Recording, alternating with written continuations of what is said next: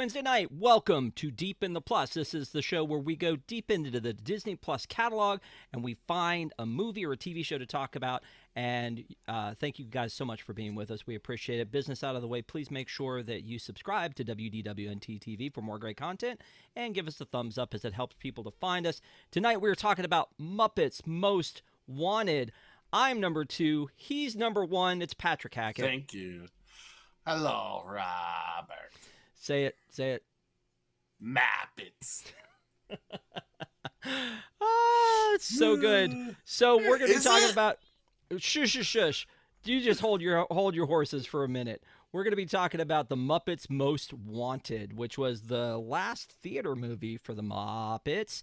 And it came out in 2014, which is funny because, like, it was 10 years ago, dude. Like, does it feel like 10 years since this movie came out? It feels like 10 years passed while I was watching it. Yeah, that's what it felt like. It felt like about 10 years went by. No, but yes, but no. I feel like we haven't had enough Muppets. And this coming out in 2014 makes a lot of sense because we've had some shows since then. And it's just, we're not using the Muppets right. We're just not. No, I agree. And the funny thing about this one, it's got Constantine in it, and he does one little thing, and then you can't recognize him as Kermit. Just one little change, and nobody knows exactly who he is. It's the Superman effect, really, is what it is. It's the Superman effect where it's like he puts on the glasses, and it's Clark Kent, and then he takes them off, and it's Superman, and he's got the little curl and everything. So, yeah, absolutely. Well done. Did you like that one? Did you like that? That was good. Yeah, good. Thanks. So let's talk a little bit about the Muppets catalog. You were talking about that we don't have enough Muppets. There's a lot of Muppets on here. I always thought there should be a button for the Muppets on here, and they should be a collection. Yeah, but they actually were sort of a search collection, and now they're not. So I had to pull it up this way. We've done a lot of reviews for this stuff. We've done, we did Muppets Mayhem. We did the Muppets Christmas Carol, Muppets Haunted Mansion. Awesome. We did the Muppet movie and the Muppets. We did that one, and we did not do the Muppet Show. We did Muppets Christmas Letters to Santa. Obviously missing from here are Muppets from Space. And then also the Great, wait a minute, where's the Great Muppet Caper? Is that on here still? Yeah, it's on there. there. Am I missing it? Okay, where? Right, I can't point on your screen, Rob. It's between Muppets Most Wanted Sing-Along, which... There it is, there it is. Yeah, there it is. So the one that's not on here is Muppets Take Manhattan. That's the one that's not on here, too. That was one of my favorites, too. Yeah. And also, obviously, we are never going to get the original Muppet Babies. Or Muppets Tonight. Muppets Why Tonight. not Muppets Tonight? I think it's music related. I think it was because they had stars like Prince on there and that they couldn't get the rights to the music, and so they didn't put it on. But it was a half hour on ABC I liked Muppets Tonight. Friday nights. I liked it too. It was the introduction of Bobo and Pepe and Clifford, your homie made of foamy. Yeah. Pepe gave one of my all-time favorite jokes in that I use all the time. It's a great laugh floor joke. What do you get when you combine an elephant and a rhino? Elefino. He is so good. I love him in Muppets. He is so good. Yeah, he's my favorite. He's my favorite. And he's not used enough in this, by the way. So not at all.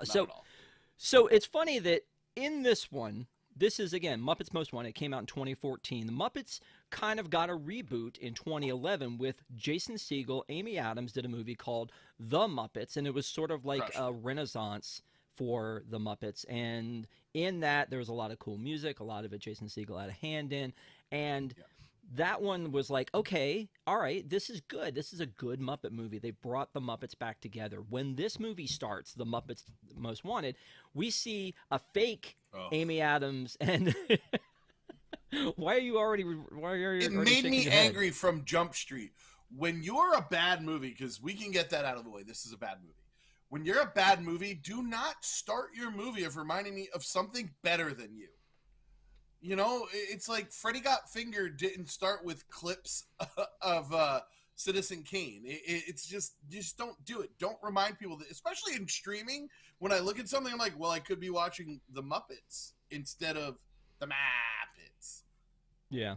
Well, it starts with The End, which had to be confusing for people who had never seen the other one. and then it comes down to a fake Jason Stand-ins. Segall and Amy Adams. So it's not them, clearly not them. But anyway, I actually was talking to Neko earlier today in a chat and saying, she said, "Do I need to watch the Muppets before seeing Muppets Most Wanted?" And even though they happened one after the other, 2011 to 2014, there's this moment that we just talked about here, and that's pretty much it. Other than needing to know who Walter is, there's really no other call. Shut up.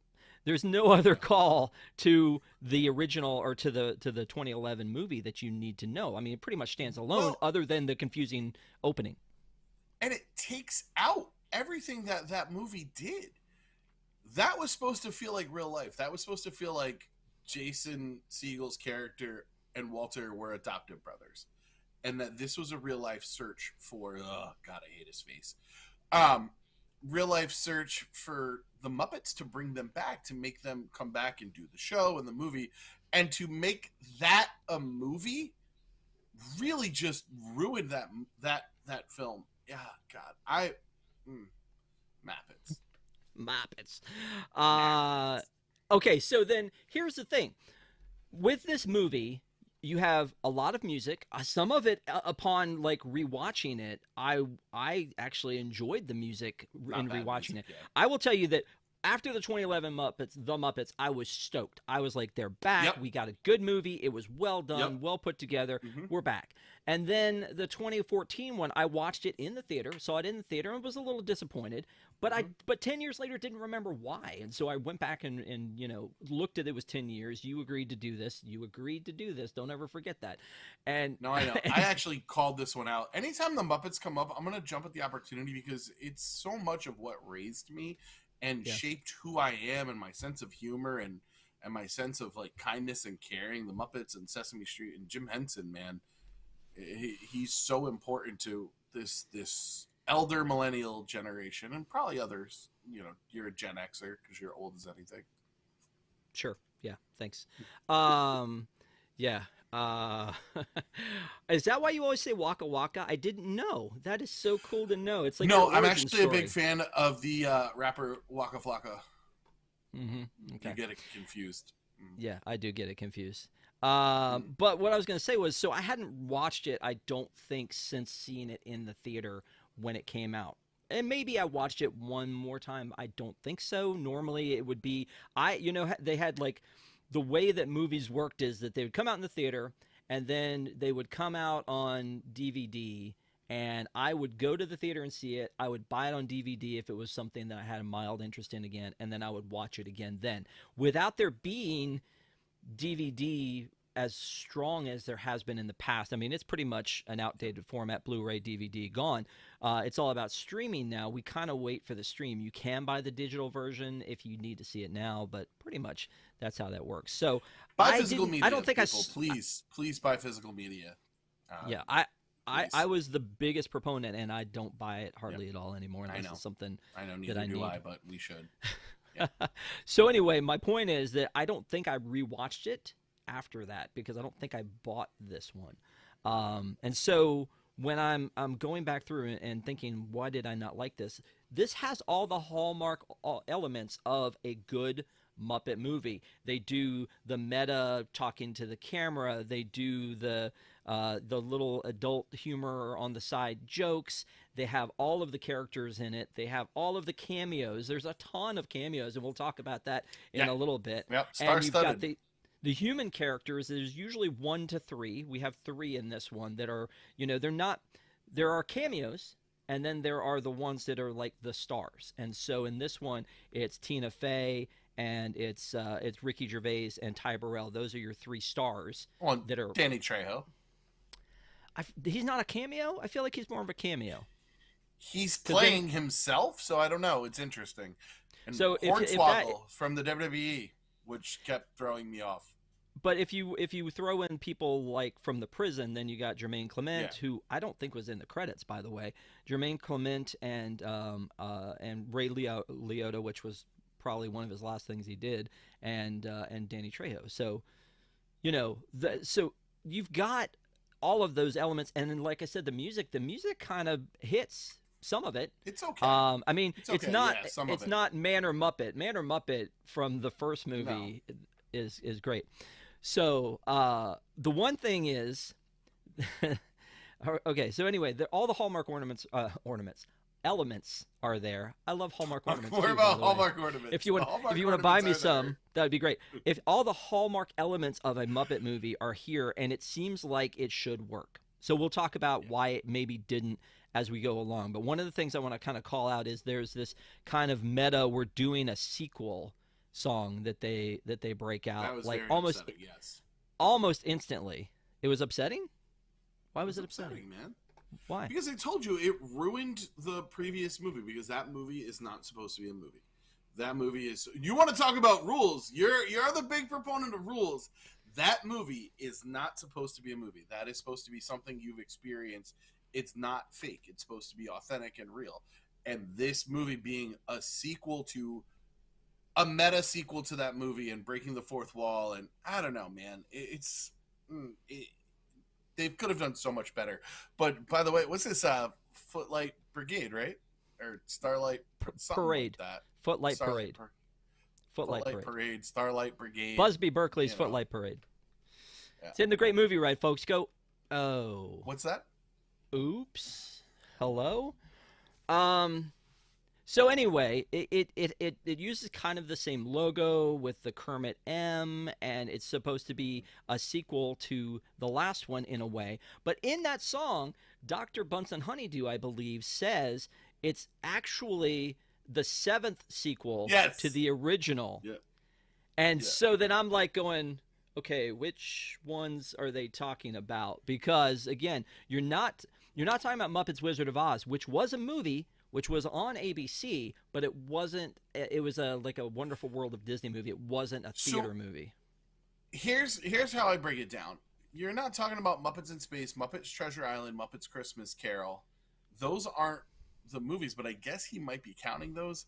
To me, it's the Muppet movie, The Great Muppet Caper, Muppets Take Manhattan, and I don't consider the Muppets in that line because the Muppets exist in a world where those movies were movies.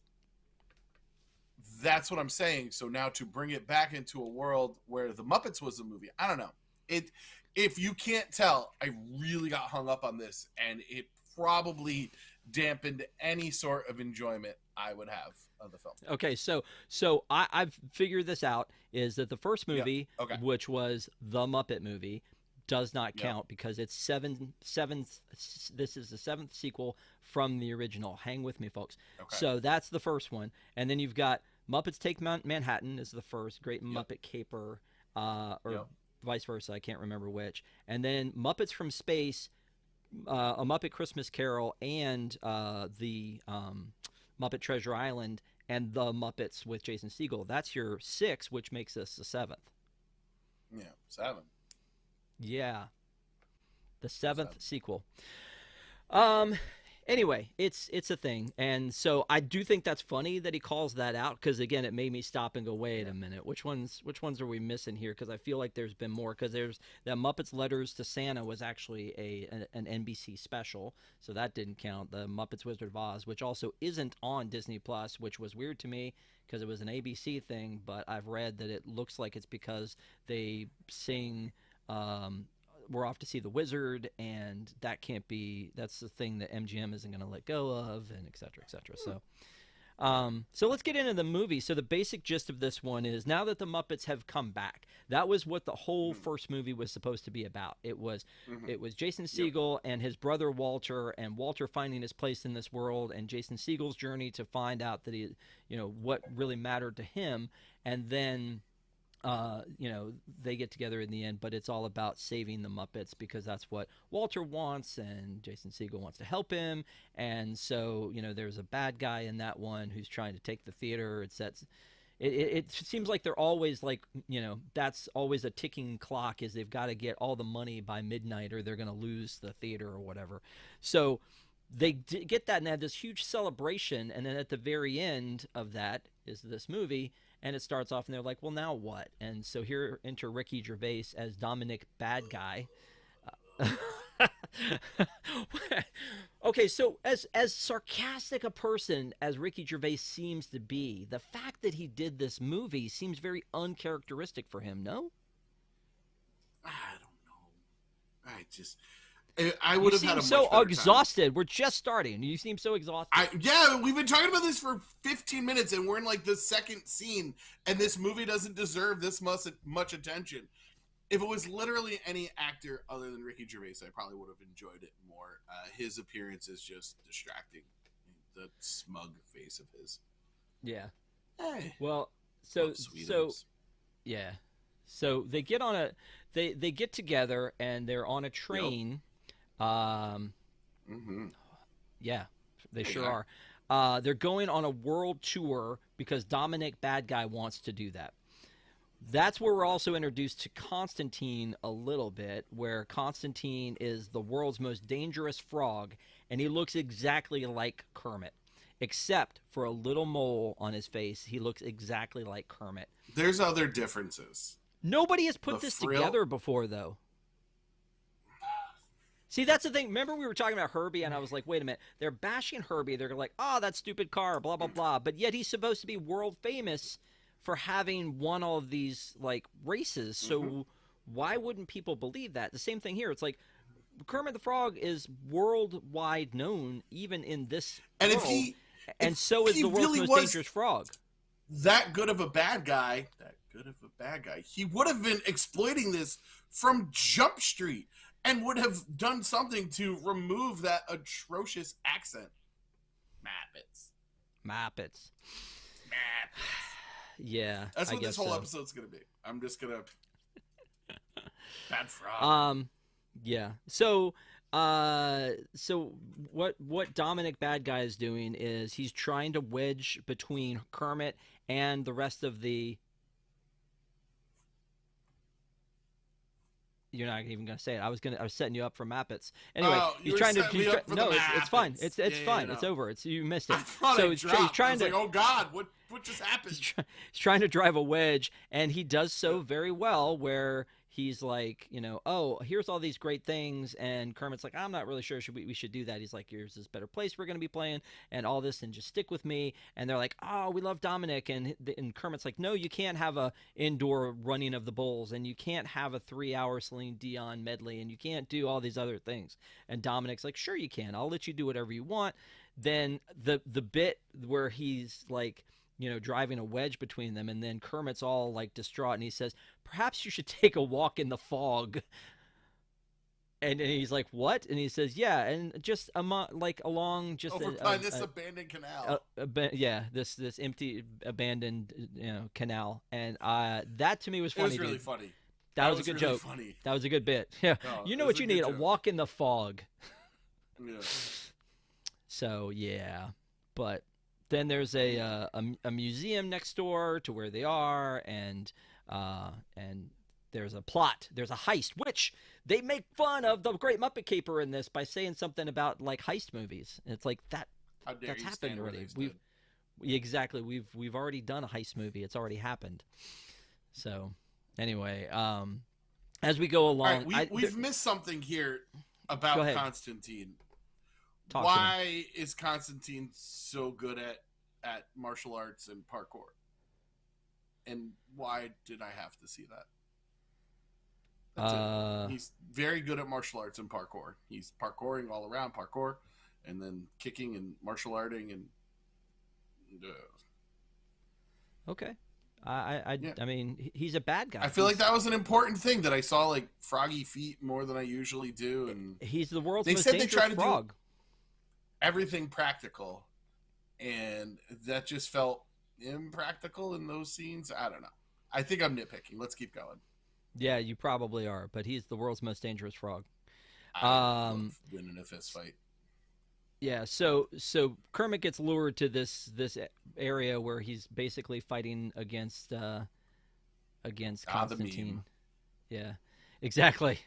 And then he smacks with apparently Gorilla Glue the thing on his face, and so he can't ever pull it off for some reason. It's on there forever, and now everybody thinks that he is Constantine, and he gets thrown in the gulag Which, by the way, when he gets thrown in the gulag, I'm thinking again, this is Kermit the Frog, and he's saying he's Kermit the Frog. How do you not recognize that he's Kermit the Frog? Which apparently later we find out that they do recognize that it's him. That Tina Fey's character just has a little bit of a crush on him. So a little Hey Arnold action going on there. Little Helga Hey Arnold. Sure. It's a crossover networks. Yeah. So there's a lot of silliness then where Dominic introduces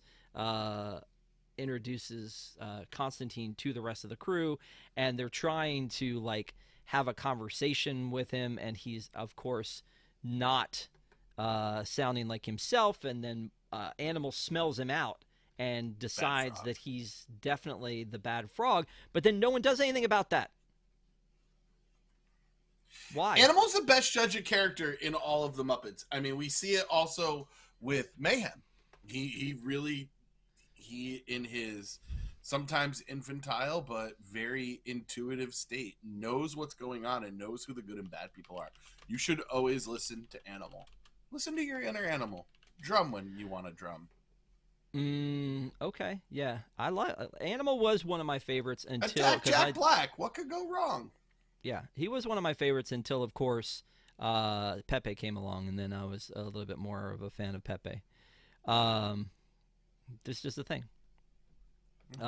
Anyway, so Constantine, here's the thing I think is cool, is that Constantine is voiced by someone different than Kermit. That's not usually what you see when you see this kind of a twist of fate. It's somebody who's doing a slightly different voice.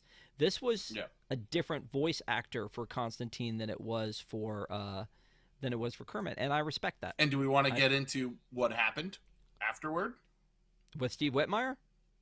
Yeah, that they then replace Kermit with Constantine, and he sounds horrible, and everyone noticed, and everyone said something.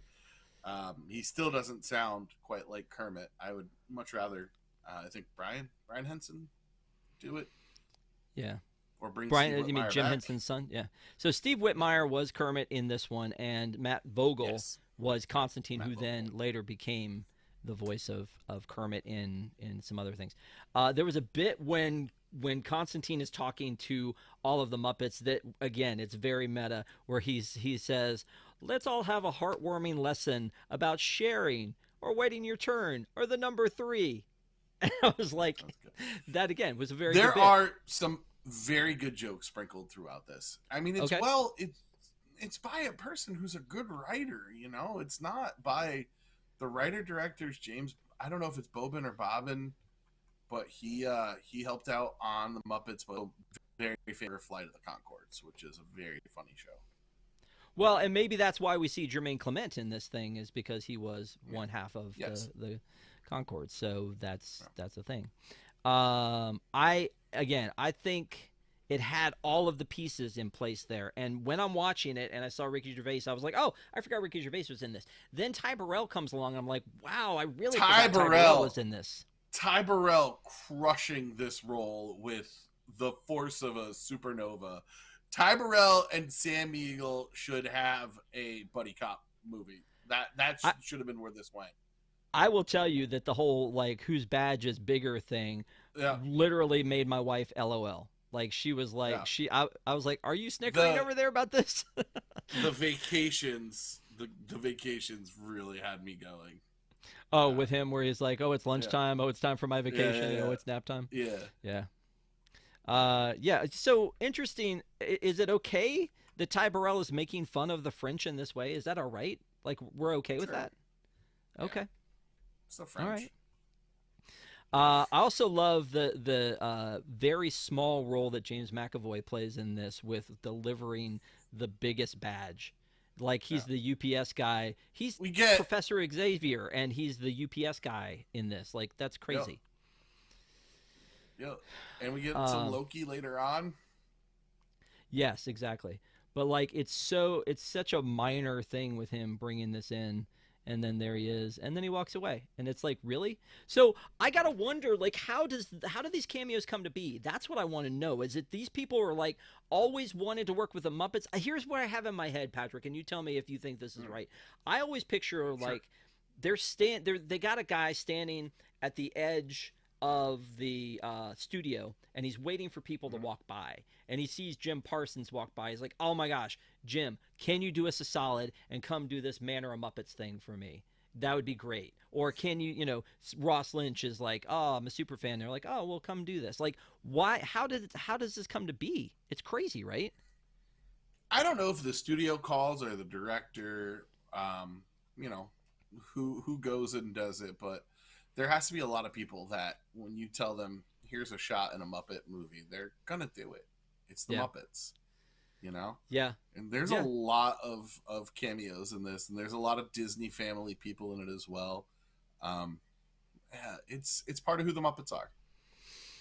So as we go along here, we find out that that Constantine and Dominic Bad Guy are working together to try to steal.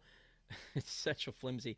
They're trying to steal the crown jewels, and the way they're going to do this is that there's a painting at their first stop, and on the back of the painting there's a message, and that message then leads them to a key and a locket that allows them to be able to open something at the crown jewels, which I think has to be ridiculous, because after this long, that wouldn't exist.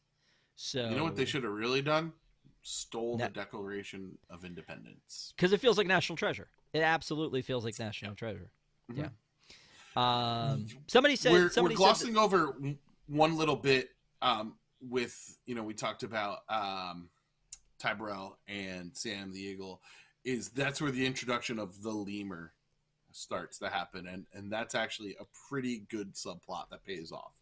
So I like that, where Ricky Gervais's character is also the lemur. But there's so many, again, there's so many really well thought out ideas. The badge bit, the the lemur bit. Like, there's so many well thought out ideas that I keep going, why didn't this work? So here's them like getting onto the the national treasure type of thing. Constantine's like, oh, there's nothing here, and he's like, hey, no, it's the oldest trick in the book. You got it's lemon juice. We just gotta iron it, and then it'll all come out, and then it does, and then they figure out all that very complicated for no reason stuff. At this point of it, Patrick, I agree with you that I was like, how long have we been watching this movie? I was like, it was only like 30 minutes into it at that point, and I was like, what? How is this possible? And it's an hour 52. This has to be the longest Muppet movie. I don't know. I didn't look that up, but it feels every minute of an hour and 52 minutes. But again, it shouldn't. It has all those I think the song. We'll get to it at the end, but I think the thing that's missing here, and that clearly wasn't missing when Jason Segall was involved, is love. And I hate to be so cliche, but I think the love and the respect for and of the characters is not present in this one. So it can be a well-written movie, it can be a funny movie, but if you're not paying respect to the Muppets and who they are and where they are in history, that's kind of where we're lost here. This is it's a slapstick caper that the Muppets happen to be in. It's not a Muppets movie. You know what I'm saying? Does that make sense? It does, but let me say to you another thing that bothers me about it is that I don't like when the Muppets are put in a position where they're, I don't know, where they're defamed, I guess, or lost or whatever. Like the position that Kermit is in makes me sad. I don't want to be sad. Like, it's supposed to be comedic that he's in a gulag and he can't get out and his friends aren't coming to get him. That's supposed to be comedic. It's just sad. And I don't want to be sad. No, and it's super upsetting, and they call it out. And I'm like, it wasn't good. And Kermit had every right to be angry. And Animal had every right to be angry, too. Yeah. Neko has done some digging. The Muppets is an hour 52. So they're about the same length. So maybe they were like, oh, we did it the first time. This should be great. We'll do it the second time. The soundtrack is done by Brett McKenzie, which I'm not necessarily familiar with his work, but they've ordered a sequel. We're doing a sequel, and then I'm Number One. I like that. Like that's a catchy. It's not a bad song. The sequel song I did not like at all, but I'm Number One, Number Two. It was really good. I thought. Yeah. Yeah. Looking down through the songs, there's one called "I'll Get You What You Want," Cockatoo in Malibu. Let's talk about this for a second, because this is when Constantine is trying to win over Miss Piggy, because Dominic's like, you've got to win over Miss Piggy. You've got to figure this out. And he's like, I'll go talk to Miss Piggy. And he does basically, this is the most sensual, sexy Muppet song of all time. And my wife was like, why are they doing this? Like, this is too much. You want this, I'll give it to you. You want that, I'll give it to you. And he's wearing like a low-cut shirt. And, I mean, do you think it was out of line or? Out of line. Out of line and not in line with the Muppets. I think that's really where we're coming down to. It's not who the Muppets are. Well, it's not weird. The Muppets, it's Constantine. Muppets. I'll give it to you. So that I'll get you what you want. And again, it's not, let's take this out of it. It's not a bad song. Like, it's a catchy little song. It just feels super inappropriate in this movie. Yeah. Then there's the interrogation song that Ty Burrell and Sam Eagle do. It's really I feel good. like you and I are on the really same page. Good. Like, when Sam and Ty are there, we're okay. Like, right. they're good. We're good. The bits are good. And when Kermit's in the prison, it's pretty good. Yeah. They do work in that. They do Working in a Coal Mine. They do Together Again with Josh Groban. Like, I feel like the first time I saw this movie, I knew it was Josh Groban in the box. I knew it was someone famous, and even now I had to double check and check my ears. I'm like, was that Josh Groban? And yeah, it was. Well, they let him out at some point in the credits. Yeah, they let him out. Yep. Yeah. So, yeah, Together Again is like the big ending song, and so there's some songs in it. There's a lot of songs in it, almost to the point where maybe that's why it had to be so long. But like, it doesn't have that banger like "Am I a Man" or "Am I a Muppet?" It doesn't have that like that one. And if there's anything, it's the "I'm Number One." That's the closest I can come. You're muted. Literally after we just talked about this so much. You got me. You are. There's nothing in this movie that's show-stopping at all.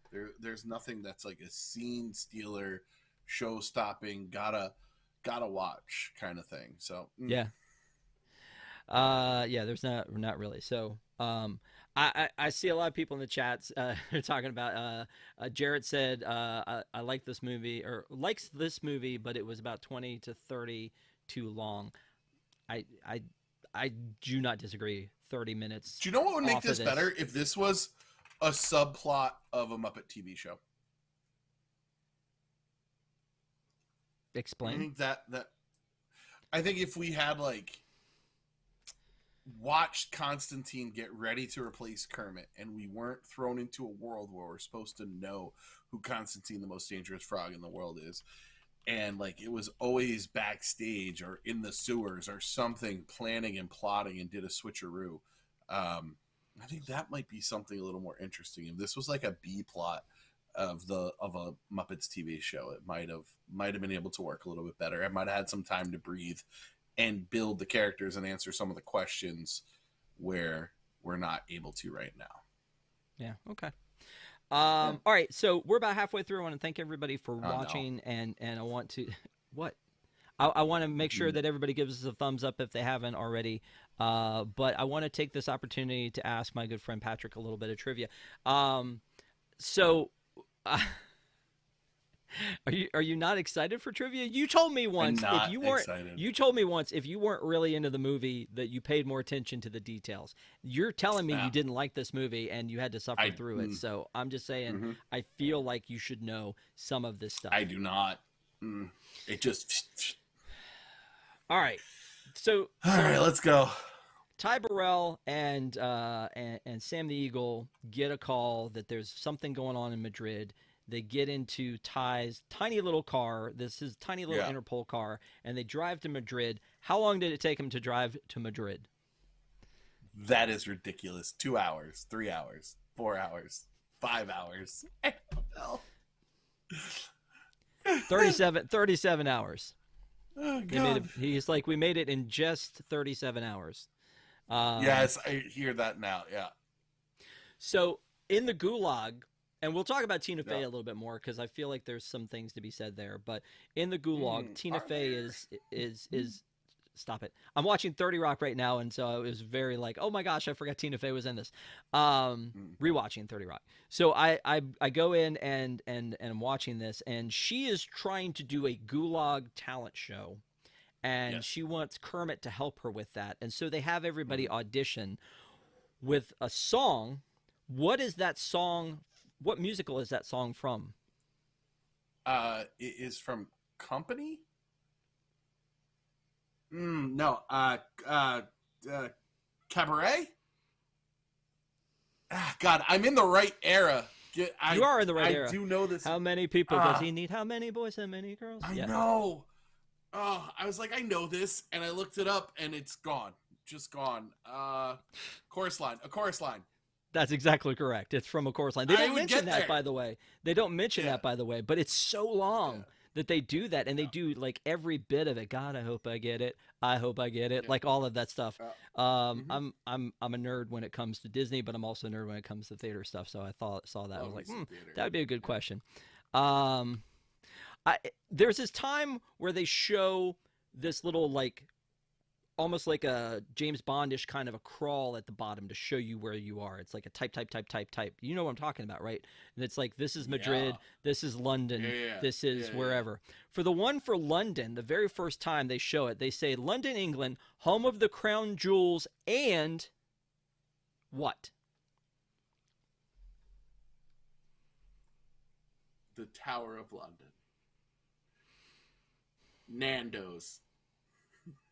Nando's, yeah, it's a restaurant chain in England. Arsenal Football Club, Chelsea.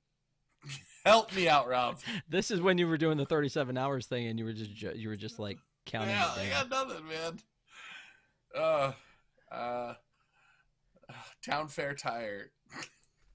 I don't know. Please stop making me vamp. Home, if you just stop, I will let you. I'll tell you, it was home of the crown jewels and good manners. I thought that was cute, so I was like, I thought you would have picked up on that. Sorry. Nothing about this was cute. Go ahead. What's next, Roberto? All right. Muppets. You're having fun. When the Muppets go to Dublin, Scooter does a bit in the show, and he dances to what song? Uptown Funk? Somebody mentioned Uptown Funk earlier about something. Somebody mentioned Uptown Funk. That's why it's in my head. I do not know. Call me maybe. You're like, is that the right era? Moves like Jagger. He's doing the moves like Jagger. Moves like Is that it? It was moves like Jagger, yeah. Oh God, I'm right around. I'm not far off. I've made a better movie in my head. Yeah, you said it was very funny hearing like the Ty Burrell thing say, it's time for vacation. It's time for lunch. Yeah. He says it's time for my lunch hour. How long is his lunch hour? 3 hours. 6 hours. 6 hours. Oh my God, I thought I heard it. Yeah. You won't know the rest of these, so I should just give up. No, let's go. Let's go. No, it's... What color is the caution tape in the crime scene in Dublin? Orange? What? No. Yellow? Is it regular yellow caution tape? No. That's why it stood out to me. That's why it stood out to me, because it wasn't blue? Regular caution tape color. Did you say blue? No. Yeah, I am just baffled at the stuff you found while watching this, that I cannot even comprehend what was going on. You ran. I think you, I you just basic. spent. Go ahead. I just spent so much time being angry. I think my anger blinded me. All right, so what color is this caution tape? It's red. It's orange. It's red and black. It's Not orange. orange. That's It's orange. red and black. It's red and black. It's orange. It's red and black. You're drunk. Right. Go home. I'm not. It's fine. Anyway, I thought that was funny that it was a different color. And then the final question is, Okay. what time did Piggy and Constantine's wedding start?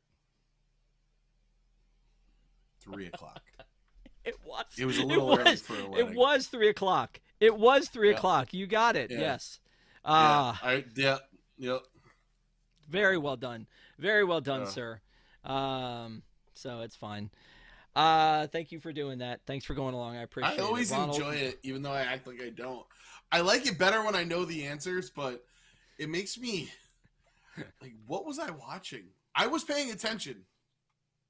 Oh, in Onward, I you was said paying- you were paying attention to the movie, and so you were like, you Yeah. didn't pick up things. But Yeah. yeah. I wasn't So- on my phone during this. I watched. And I don't know Yeah. what I was watching. It This just little felt so monkey long, though, clapping. didn't it feel so long? It felt so It long. did feel so long. I Yeah. was like, I mean, and sometimes when I'm watching these, I'll pause and I'll make notes or whatever, but it felt Yeah. so long. And I was like, No, it it felt did. like a labor when it was over with. So, Mm. you know, let's talk about the cameos. So, who was your favorite cameo? Like the one that you were like, oh man, that's awesome. I can't believe they did this. Tom Hiddleston. Really? Yeah. So Tom Hiddleston is playing like Mr. Escapo or Escapo. something like that. Yeah, at the prison, and which I thought was kind of funny when she trips him. But yeah. Some people talked about Diddy. We're not going to talk about Diddy. Diddy was in it, but we won't talk about Diddy. No.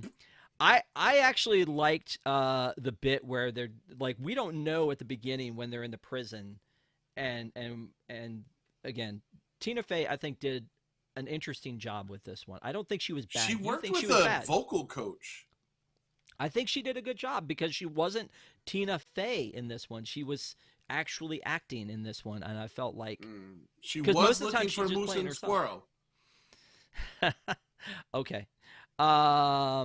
But again, I think she did a pretty good job in this one. I thought it was interesting at the Gulag that we had Ray Liotta, Jermaine Clement, and Danny Trejo. That surprised Hornswoggle. me. But that surprised me that they would do this because they didn't just do it for a little bit. They did a lot. No. It wasn't just I mean, them Jermaine showing up for a Clement- minute. I could see Jermaine Clement doesn't take that many other roles, and that makes sense. But like Ray Liotta and I mean even Danny Trejo to an extent, but Ray Liotta, oh boy, I'm gonna sneeze, Rob. It's coming. Well, you go ahead. I'll tell you what. We'll cut to this hold then on. while you. I got it. It's gone. But the Danny Trejo obviously has a soft spot for Muppets. During the filming of this movie, Danny Trejo's mom passed away, and he has that very traditional, like stoic, hard kind of I've been to prison guy, and everybody was giving him condolences, and it wasn't until Steve Whitmore talked to him as Kermit, and Danny Trejo broke down, and it's just. It means a lot to people. Yeah.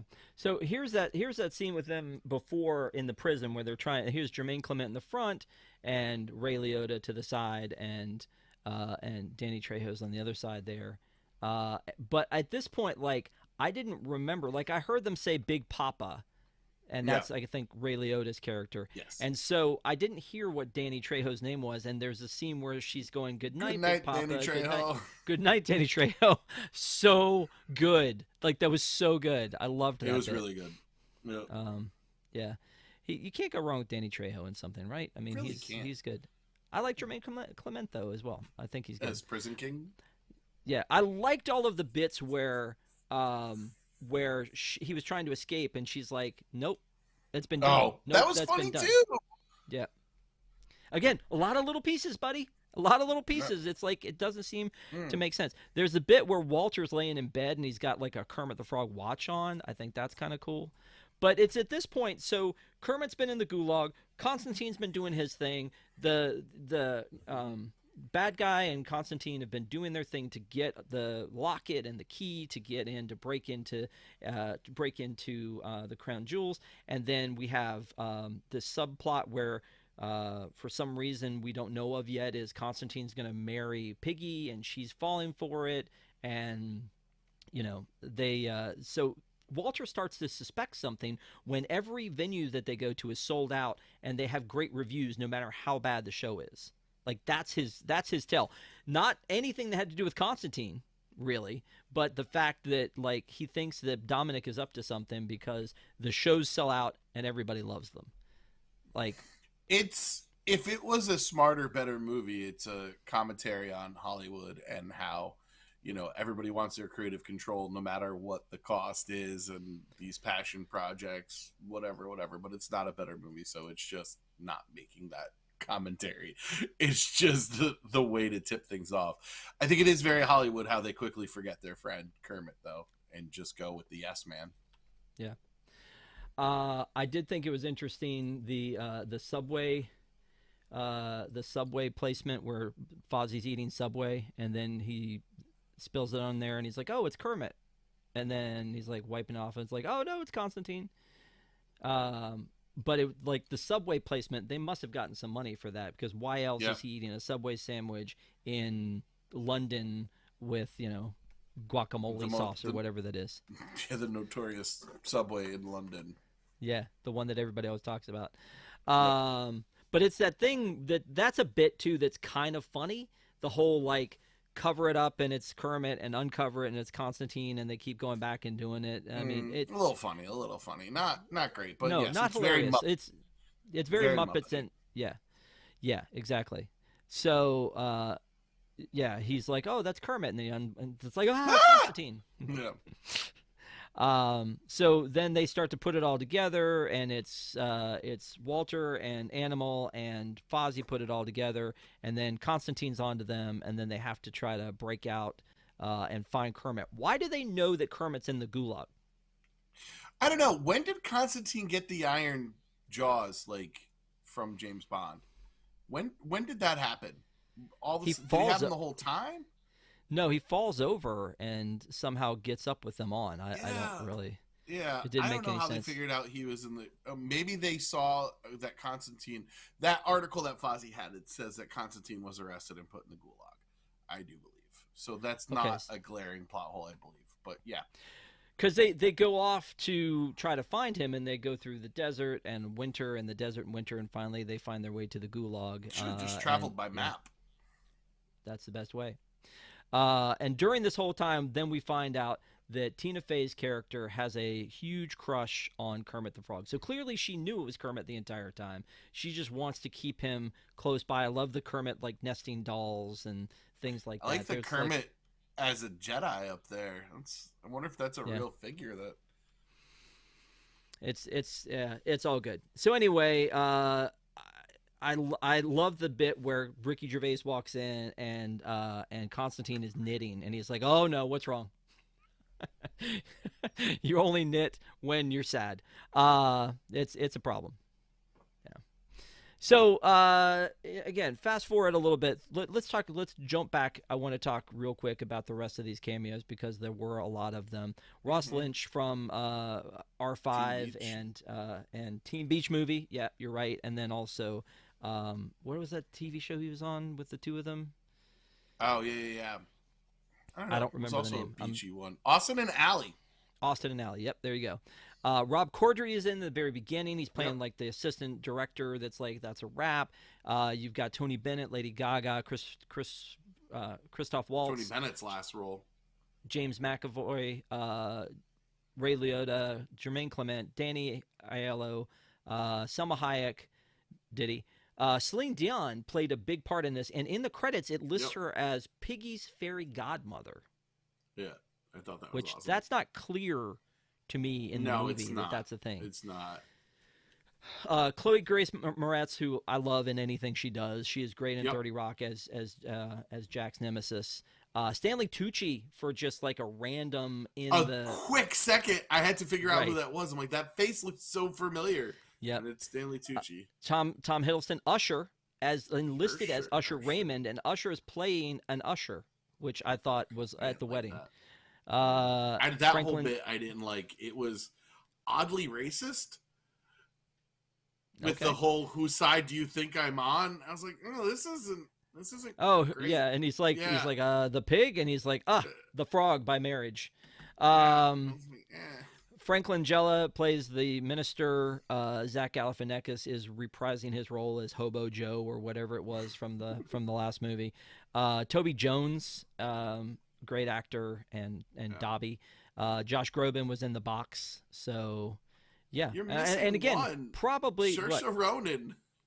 Oh yeah, but was she the ballet dancer? Is that who she was? Ballerina, yeah. Yeah. Academy Award-winning actor. Well, I mean, there were a lot of little bits. There was a lot of people that, like, these are the ones I recognized as I was going down. This isn't, like, me listing off IMDb. And so, but then there's, like, this weird bit at the end where they're all, like, glued up to a wall. And I'm like, why are we doing this? Referenced the wall earlier when he needed to do the show. She stuck him up there. Yeah, I mean, again, they did, but then why put the cast? It's just a gimmick, Rob. Rob, it's just a gimmick, man. You're thinking way too much about it. I didn't like it. Yeah. I didn't like it. Yeah. So anyway, there's a big wedding scene where this is Constantine's big finale. Is he's going to blow up the building because he's given Piggy a bomb ring, and then Kermit comes in and there's a big fight and the whole, like, who's got the, who's who, which one's which. And then Piggy, like, figures it out because Constantine is telling her everything she wants to hear, where Kermit can't tell her those things. That's kind of a hard thing a little bit to watch because they're always the will they, won't they. And so the way she knows Kermit is himself is that he's not willing to commit to her. That's a weird message. He is, but he's hesitant about it. I don't know, man. That whole end. The only two parts, there's three quick little parts in the end that I like. Number one is we had the Chekhov's gun called back to the bomb-attracting suit, which I thought was really funny. We had the Chekhov's Muppet ladder, which, again, I thought was pretty good. And then the lemur, Ricky Gervais just sitting in that helicopter in the lemur suit popped me. I was laughing. And he just looked so lemur-y. It was like the embodiment of it, and Constantine's reaction to it was great. Man, I think the premise is so flimsy because everyone would know that that's not Kermit. That's not Kermit. The heart of Kermit the Frog, man. It's just such. Yeah, it's really adorable. Yeah. No, I get it. And they apologized to Kermit, and there's that whole thing where Tina Fey is coming out. We got to take you back to the gulag, and he's like, "But it's me," and she's like, "Yeah, but you helped all these other guys escape," but then they forgive him because of the power of love, I guess. And so then they go back and they do a show at the gulag, and that's it, and it all ends happily ever after. But again, very strange ending, I thought, with all of them, like, stuck to the wall. But I get that it's a bit. I get what you're saying. But all of the actors, I just kept thinking, man, why did you agree to do that? Rob, it probably wasn't a wall, actually in Siberia, buddy. It wasn't? A soundstage somewhere. Oh, see, I really thought... I need to talk to you about how movies work. Yeah. Starring everybody. That's all right. Well, we didn't see another Muppet movie after this one, and that was 2014. Did this kill the franchise? Yes. Without a hesitation, without a doubt, yes. And it nearly killed one of the greatest attractions ever built. Because Muppet of Vision? putting his dumb self in Muppet Vision, which is all right. a travesty. So let's talk about that for a second. There were two elements in Disney World for this movie. So they did get behind it, more so than the actual Muppet movie, actually. So one of the things that they did was, as you know, the Muppet Vision had the Constantine bit, and somebody actually said For on way Twitter, too long. somebody said to me that about that on Twitter, like that almost made me hate that attraction. Nothing could ever make me hate that attraction, but to ruin what might be. I mean, it's that and Test Track are the two greatest pre-shows of all. Oh, Dinosaur. I mean, it's a top 3 pre-show of all time. And to mess with that in any way, shape, or form, especially because it doesn't pay off anywhere in the film, in the attraction. It's just very upsetting, and it's just, makes me mad. I hated seeing him. I was so happy when it was back. So the other thing they did is they did this MBI recruiting center at Epcot, which I was there. I have no recollection of that. Really? I was there. It was a scavenger hunt. And, they do the scavenger hunt stuff all the time where you go around and I was there a lot, 13, 14, 15. Yeah, and you look for posters and things like that. But they gave you, like, an MBI agent badge and booklet to go you around. have that? Probably. I don't throw away anything, so I probably have that. I know. Well, maybe you have an extra. Maybe. They have this, like, this has been stolen. Like, they had a lot of little things around World Showcase that they went to a lot of trouble to do this. And I thought it was cute. Evil criminal mastermind getaway boat docking only, like with the little feet and everything. Yeah.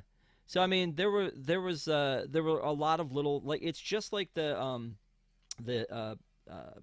World Showcase adventure that they do with DuckTales, that they did with Perry the Platypus, that they do Kim Possible. Always when the property has passed. Has passed, yes. Yeah, it's ridiculous.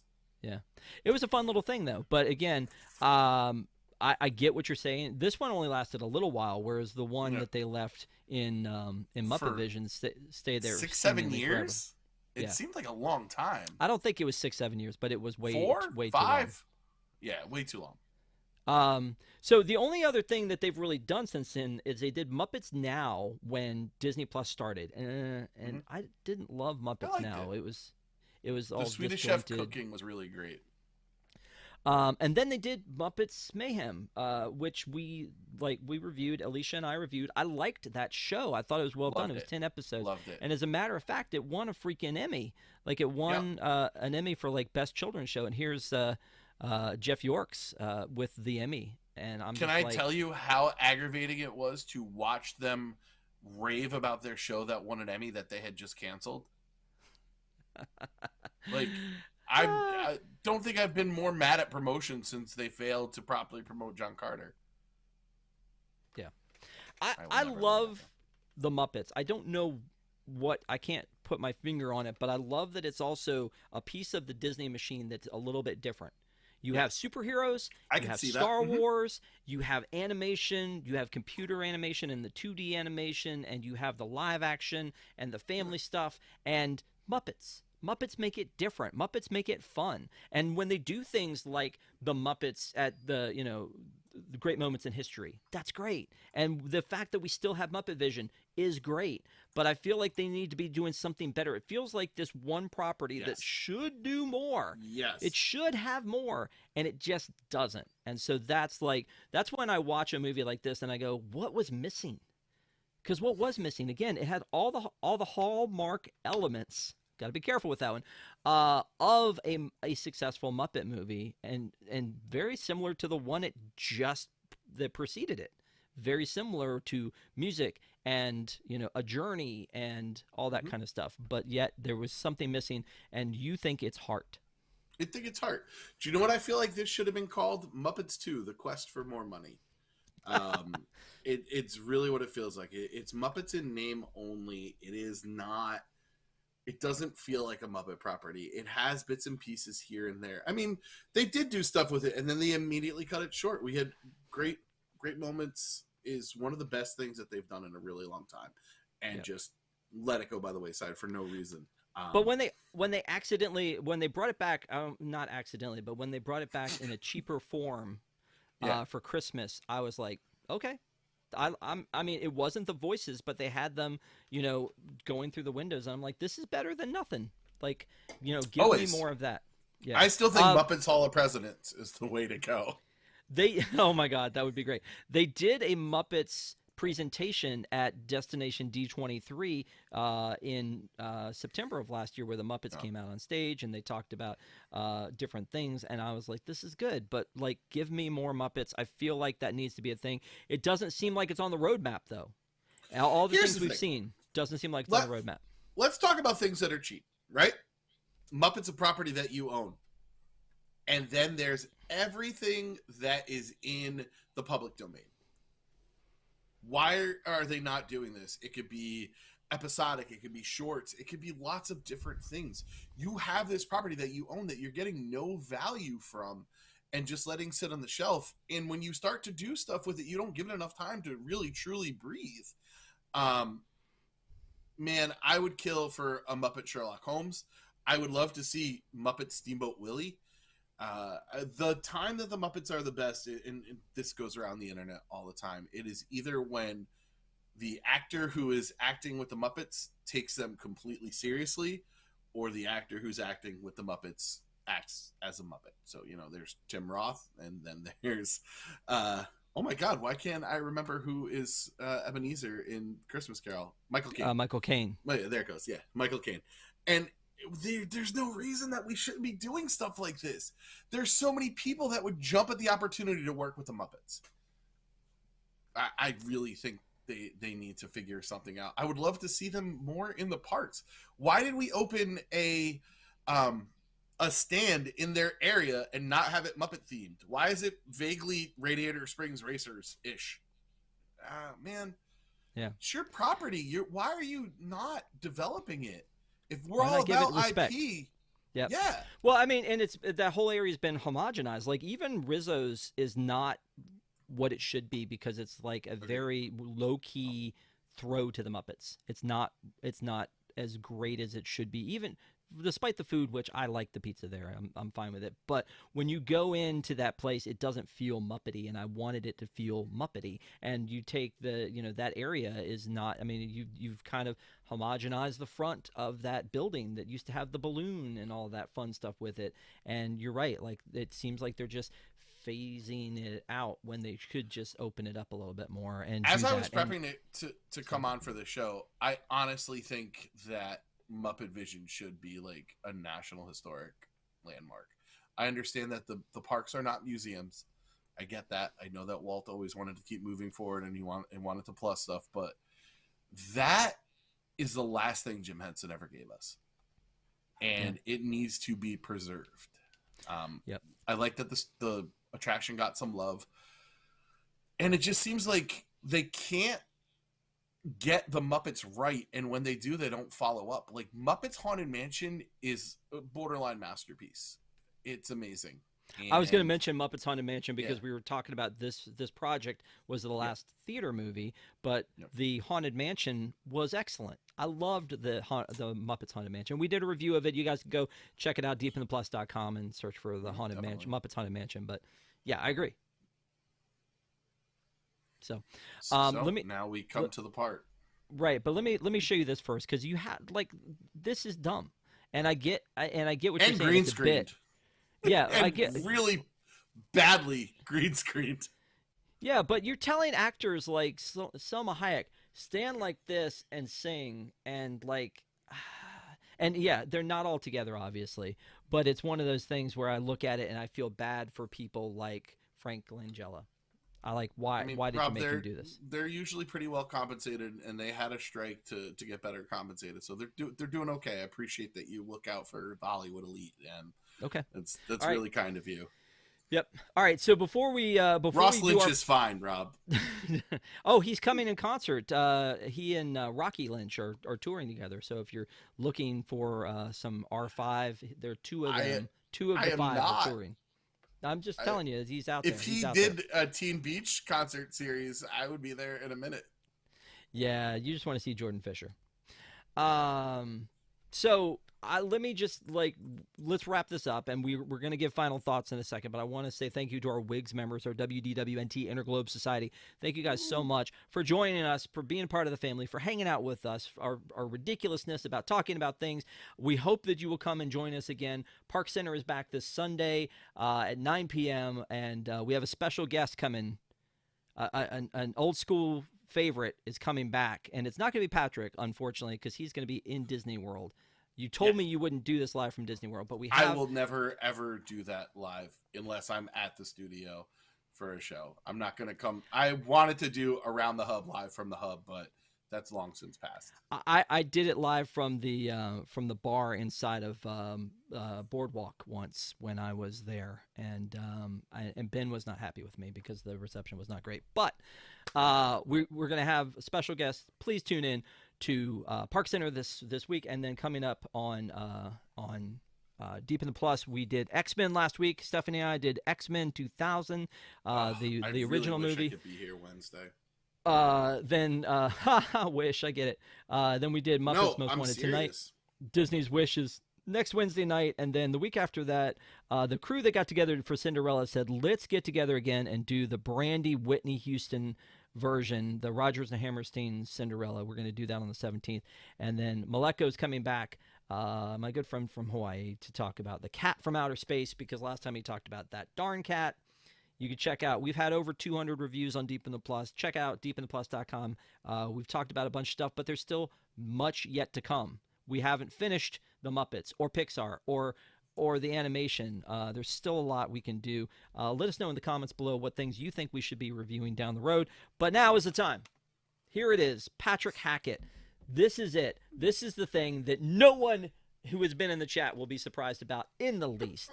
I need to ask you, Patrick Hackett, your reputation on the line. Somebody comes up to you and says, should I watch Muppets Most Wanted? Patrick Hackett, would you recommend this movie? Absolutely not. There is no reason. Quelle surprise. There is no reason to spend 2 hours of your life. Even if you're a Muppet completist, you don't need to watch this. Go watch the ABC series. It's not great either, but it has some better parts than this. This is terrible. I needed a Muppet palate cleanser after it. Well, the thing is, like I said, all of the elements were there. The cameos, the things that I love about the Muppets, the breaking the fourth wall, all the characters are in there. There wasn't enough Pepe. I mean, he was there, but he wasn't really there. So I would say I would fight all of that stuff and say that I would recommend it. I was looking when I said what else should we review in the chat, Animatronic Hub said re-review the Muppets Most Wanted. I know this movie probably means a lot to people, especially who love the Muppets. I feel like I do, and I think it probably means a lot to people who were younger maybe when they saw this. But I was not left with a good Muppet feeling when I watched this the first time, and it didn't happen the second time either. So this one feels like one to me that is not necessary, and so I wouldn't recommend this one either, which is not usual for me because I'm usually going to find a reason you should. It's not imperative to the parks. It's not imperative to Muppet history. It's kind of, I don't know. It felt too long when I watched it, and I want things that make me happy or inspired or whatever, and this one just didn't hit that mark. So if we're wrong, tell us why we're wrong. Let us know in the comments below why you think that this was a movie and what we missed, because I want to like it. I just didn't. I don't. Did you see what they did on I don't know if it was on Disney Plus or if it was on the Muppets Facebook page, but they had a Q&A with Constantine and answered questions silly and bad, but I just put the Mindy Kaling gif from The Office. Yeah, I have a question first of all, how dare you? There was a sequel in there that should have been done with Jason Segall and Amy Adams, and it could have been about Walter not finding his way and still wondering if he's good enough for the Muppets. You could have made like almost a sports type movie. You could have done anything other than what you did, which is replace Kermit with something that would never be confused for Kermit. Yeah. There was also that series with Josh Gad that he was in development with Adam Goldberg, I believe. Maybe no, Adam Goldberg was part of Mayhem, but Josh Gad was involved with a project that was a Muppet project that got canceled for, I think, Muppets Now, but maybe not. But but all the ideas for that sounded like they were great. And when you get an actor like Jason Segall who has the comedic talent that matches and aligns with what they do with the Muppets, I feel like he made that movie better. And so 100%. you just need that heart, that love, and I didn't feel it in this one. And again, tell us. Hanmatronic Hub said soundtrack alone also worth the watch. There were songs in there that I was surprised that I actually liked this time around. Am I a Man or Am I a Muppet is the one, my ride or die for these. So, final thought.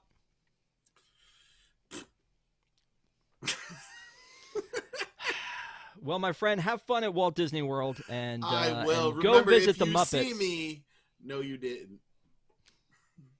Go visit the Muppet Vision. Pay homage to that one, 100% and I can't wait to have you back on Park Center afterwards to tell us everything that was awesome. And thank you guys so much again for watching. We'll see you Sunday night on Park Center or next week for another Deep in the Plus. Have a great one.